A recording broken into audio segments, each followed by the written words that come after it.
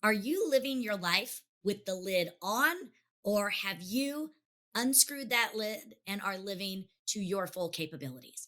Today, we're talking about potential and being able to say F potential. It is time to stop thinking about what we can do, what we have the potential to do, and start knowing and start living by what we are capable of doing and how we can live our life completely engaged and lit up on the inside. So stay tuned. I'm Clara Capano, and this is Women Winning Their Way.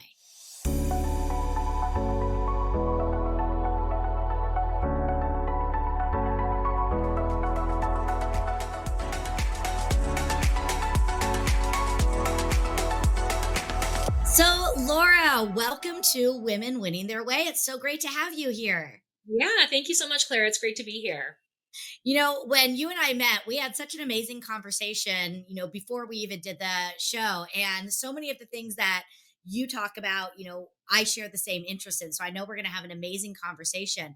And before we dive in, I just want to ask you, when we talk about the idea of the show, women winning their way, creating success on our terms, what hmm does that even mean to you when you hear that?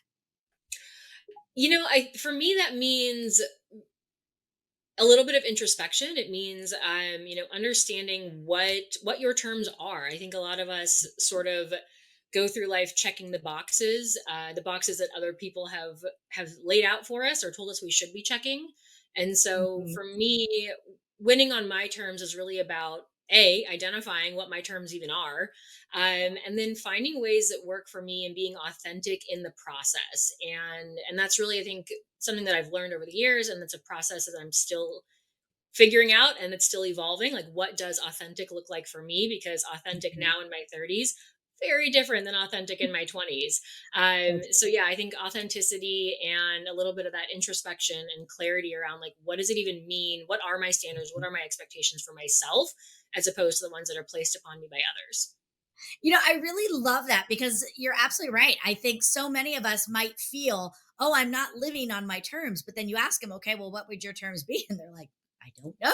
So I really love that. It's like, let's define that. And I know for me, as soon as I really got clear on sort of what were my non negotiables, it became hmm so easy to make the right decisions and to, build my schedule and do those things. So Yeah, thanks for absolutely. saying that.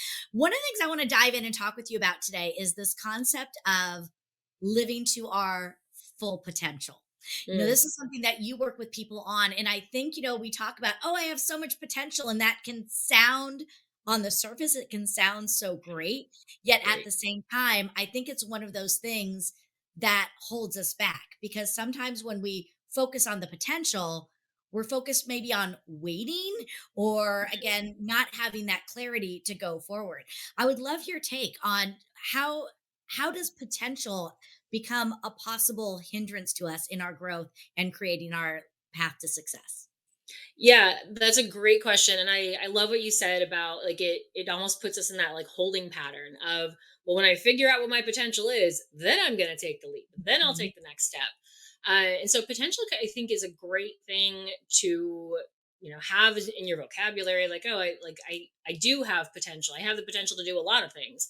Mhm. But I think it can hold us back when we allow it to be sort of an external concept or an external force that's placed upon us, especially as a kid. If you're told as a kid, like, oh, you have so much potential, or, if you try hard enough, I bet you could really meet your potential.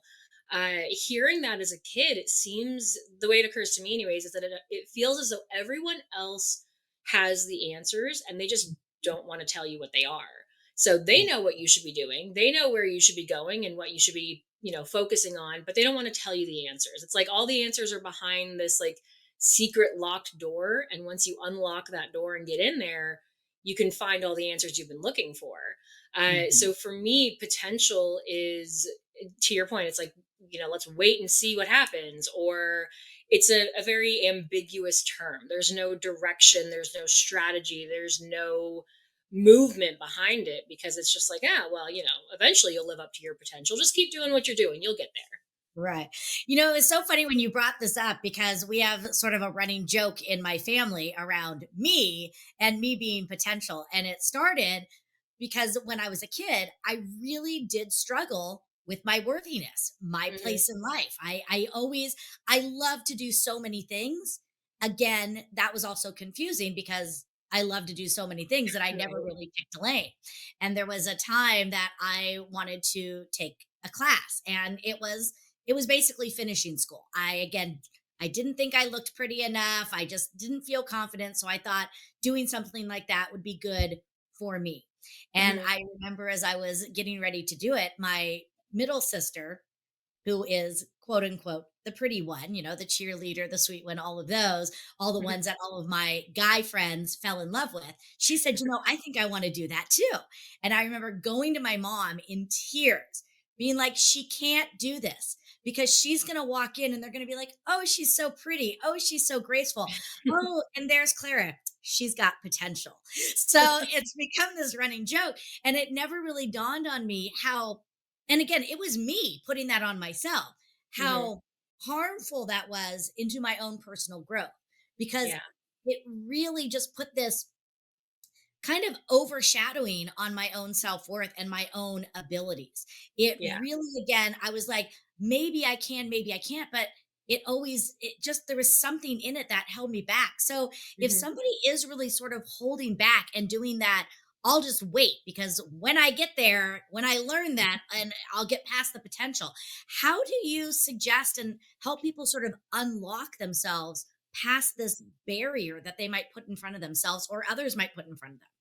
Yeah, and so I will answer that question because I do have it's my magic weapon, secret weapon.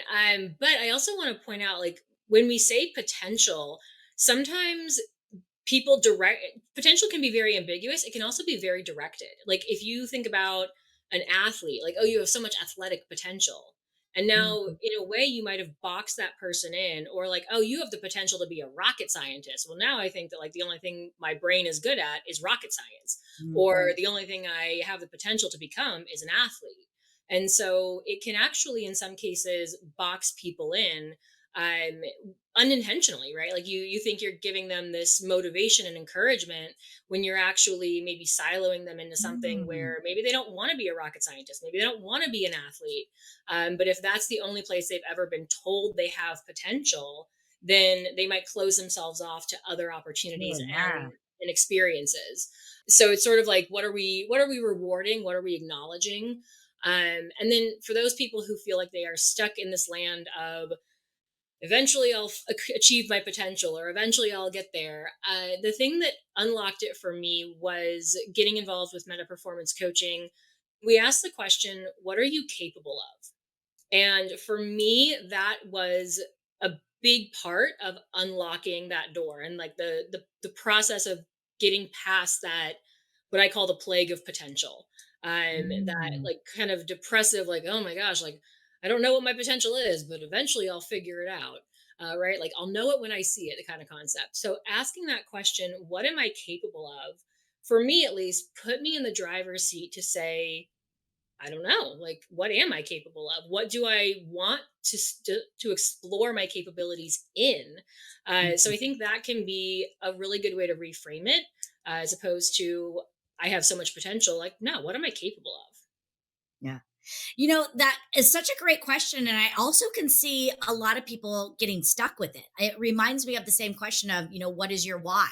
I can't tell you Mm. how many times I've sat down with people and I said, well, what is your why? What is your purpose? And they're like, yeah, I have no idea. So if somebody's sitting down and they're like, well, I'm not really sure what I'm capable of, because again, I think they're still stuck.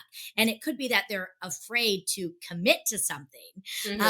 If you had somebody that was listening to this and they're like, I don't really know what I'm capable of. And because there's a lot of people out there that honestly don't feel they're good at anything. Right. What would you Yeah. So the reality is, most of us probably don't know what we're capable of in most areas. And that's fun and exciting if you choose to look at it that way, because that means that like you get to explore what you're capable of. Mhm. And you also get to be the one who puts the limit on what you're capable of.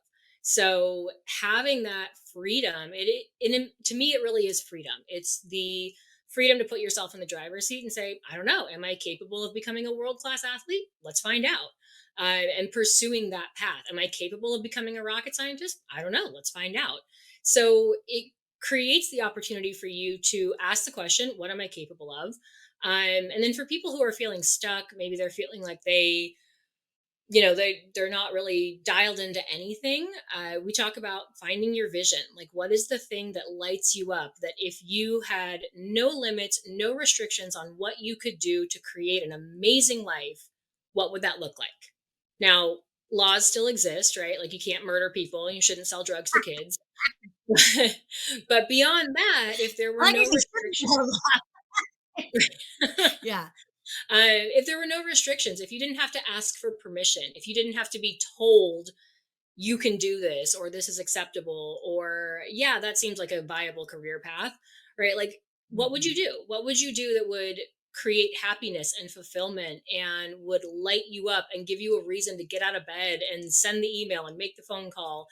So a lot of that is the vision, and then within the vision, it's like, what are you capable of within this space? Like, when you are Mm. clear on the thing that lights you up and that you're really excited about, now what are you capable of in that container? Yeah, that's so great. So, I'm curious, what is your story around this? What sort of, I'm imagining that at some point in your life, because we've all been there, we feel stuck. So, what was it that called you? Were you stuck in your own, potential cycle? What got you unlocked, and kind of what brought you here? Yeah. So as a kid, I was always, I did well academically. So I always thought I was going to be, I was great in school, have multiple degrees to show for it, love learning. I'm a constantly curious person, to your point earlier, right? Like, I love learning new things. I love trying new things. I'm a multi-passionate person. That's a term that's going around these days. And what I found is that I'm a quick learner. I'm a quick study. So I learn things quickly, concepts make sense to me easily and quickly, and then I'm like, all right, cool, now what? Like, what's next? And Mhm. so my frustration and my challenge always came in the work environment, because I always felt like, all right, I learned the job, I've mastered the job, and now I'm bored. So I would find myself constantly in this cycle of like, try something new, take it Mhm. on, learn it quickly, get really good at it, and now I'm bored. And sometimes it was a situation where my creativity and my brain and the things that I wanted to do, I think, intimidated the people that I worked with. And so they were like, no, no, no, we don't want you to do that. Like, we just want you to Mhm. stay in your lane and do what we want you to do. And so that's why I always felt stuck.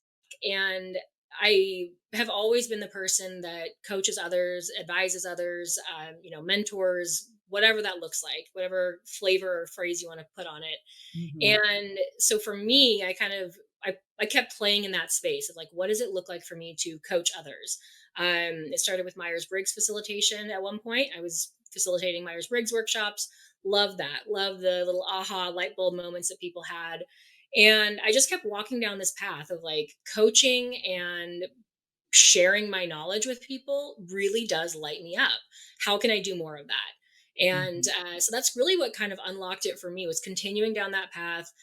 Every time I felt like I was getting stuck, anytime I would shift into being of service to others through coaching, mentoring, guidance, that's when I would come alive again. And Yeah. so for me, it was like, under like feeling that, being aware of it and tapping into it, and just becoming more and more aware of it, to the point that it led me to becoming an executive coach, because every human is different. We're all dealing with different challenges. We have similar themes that we all struggle with, right? Like mindset, Mhm. limitations that we place on ourselves or that others place on us. But being in the space of executive coaching and working with clients is the thing that keeps me constantly engaged, because people fascinate me. And being able to serve them in the space of helping them discover what they're capable of, try new things, do things they didn't think were possible for themselves, that is like, I just got goosebumps. Like, that's what gets Yeah, me out of bed every day, is that's what being able to lights help you up. people. Yeah, Yeah. going back to what you said earlier, that's what lights you up. And that it's so great that you've been able to do that and also impact the lives. Do you know that less than 75% of people do not get enough sleep? I know for years that this was something I struggled with. I would fall into bed exhausted, only to then toss and turn all night long and wake up feeling unrested. Sleep is critical to our health, well being, and productivity. I am so excited to partner with Lisa Gibb and Sam V, who have crafted the perfect night's sleep. We cannot walk around like sleep zombies the next day. Lisa and her team at Sam V understand this. And with over 40 years of quality craftsmanship, Somvi sheet sets are designed to create a perfect environment to offer you a restful night's sleep. They use the highest quality fabrics and they have products that focus on temperature regulation. Ladies, you know what I mean about that. With their products that include mattress enhancers to sheet sets, lots of different kinds of unique pillows, comforters, blankets, and more. They literally have you covered and ready for a quality night's sleep. All the products with Somvi will wrap you in luxury each and every night. The people at Somvi are committed to one thing: a quality night's sleep. So connect with Lisa Gibb, your personal sleep consultant, and build your personal and luxury sleep package today. Connect with Lisa at www.lisagibb.somnvie.com. Invest in your rest with Somv today. I want to go back to a little bit of strategy that we sort of touched on earlier. And this idea that we have to be cautious of saying to somebody else, oh, you have so much potential, because that might put them in a box. The flip side of that is there's a lot of people that are going to be watching this that run companies. So they might have employees that are not living up and acting to their full potential. Mhm. They might have kids or spouses or siblings. So when we see someone that we truly know is holding back and is not leaning into their full potential, how can we lead them? How can we engage in a conversation, all still while being cognizant of not wanting to say things that could put them in a box? Yeah, great question. And I think, again, asking somebody the question, like, what, maybe not even what are you capable of, but like, what do you want to accomplish in this job? Mhm. Or what do you see for yourself? What's your, how do you define success? The question that you asked me at the beginning, right? Like asking somebody how they define success, or what they're like. When I work with clients, the initial thing is a vision call. So we lay out Mm, like, what is your vision a year from now that would have you just over the moon, thrilled, excited, lit up about your life? And I think that's a question that you can ask your kids, right? Like, hey, we're, at the start of a new school year. What's your vision for how you're going to end the school year? And letting them kind of play with that concept of like, oh, well, I guess it would, maybe it's getting better grades than I got last year. Maybe it's being more involved in extracurriculars, right? So putting them in the situation or in the position where they get to define it for themselves, mhm, because then you can help them craft a strategy or the appropriate steps to take. Same thing with an employee. What's your vision for a year from now within the company? If it's somebody in sales, they might say like, oh yeah, I'd like to, sell more than I sold last year, get a bigger commission. mhm, Right. But so you can kind of play with that and make it a bigger and bigger, more expansive vision that really gets their motors turning, motors running, I guess. Mixing my mhm, metaphors. So, when you get people into that space of creating in their own mind what excites them, then they have that thing that they're like, ooh, again, like, what am I capable of mhm, along those lines or in that direction? So that's what I would say is like asking people, what's your vision for yourself in this space? And then if it's appropriate, sharing like, hey, like, can I share with you my vision of how we can work together to make that happen? Or can I share with you my vision and how you fit into my vision, because we're a mhm. part of a team, right? So those would be two strategies that I would use in either a family environment or a work environment. I think the brilliance behind that is it connects them back with what lights them up, because I truly believe in most cases, not every case, but in most cases, the reason that people often don't lean into their full potential is because they're not lit up. Maybe Yeah. they're feeling burned out. They're not feeling challenged. Again, they're bored that, you had mentioned earlier. And so I think by sitting down with them and asking them this question of what is your vision? Where would you see yourself? You might find out a lot. One, if it's an employee or a team member, you might find out that they are burned out because they haven't take time off or they're not feeling challenged. So Hmm. can again we help pivot them into a place of growth. Again, if it's a kid, maybe there's something, emotional going on that they need to talk about, but they've been too afraid or don't know. Or even, with a significant other, relationships get stagnant. you Yeah. know our vision would be that now that the kids are grown, we go on more trips. We haven't gone on a trip together in a while. Or Hmm. we're so busy with the kids, we never have time for each other anymore. My vision would be that we start doing more date nights together. Again, I Yeah. think in so many ways, you're absolutely right. It's going to connect them back. And then we can say, okay, what's the strategy to create this vision? Yeah. Brilliant. Love that so much. So, Laura, you have given us so many great nuggets today. I have an entire note card full of questions. And with what you're doing, I know that you are unlocking so much greatness in the people that you work with. And I know that you're not even finished with all the greatness that you are going to do. So, talk to us. What is next for Laura Barnes? Yeah, so I currently work as a meta performance executive coach. So that is the focus. That's what I love doing again. And what's next is I am working in a few different areas. So I love working with business owners. I love working with people who are up to something, whether they're starting a business, scaling a business, maybe starting a nonprofit or doing something in the nonprofit space. I have a background in athlete development and sport management. And so I also tend to work with people who are in the sports realm. I Mhm. call it part of the ecosystem. So you might be, affiliated with an athlete or a sport organization, and so working with individuals in that space, it really combines my love of people and the intricacies and nuances of individuals with what they're up to, the businesses, the big picture, the vision that they have for this thing they're creating. So one of the things that I'm currently working on is a essentially a 6 month program that would start off with a 3 day intensive in person, where we really get to dig into what you're going after, what works for you, what you're excited about.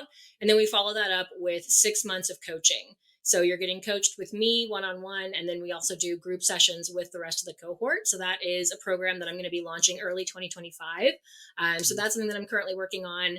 And then, yeah, I think that's the big one. That's the one that's I exciting love me it. and That moving. sounds really exciting. And I love how you're doing the in person, because I think that, there's so much more power. And I know with technology, and again, what we're doing here is through technology. But man, when you can get face to face, it's Yeah. just, you can unlock so much more. So, Laura, thank you so much for being here. We're going to have all your contact information, all the links to everything that you're doing in the show notes so that everybody can reach out and follow you. One last question for you before we sign off for today. Sitting where you're sitting today, you brought this up, that how you, show up and live today in your 30s is different than in your 20s. It's Mhm. the same thing with how we define success. Knowing everything that you know now, how do you define success for yourself today? Success for me today is defined as clarity.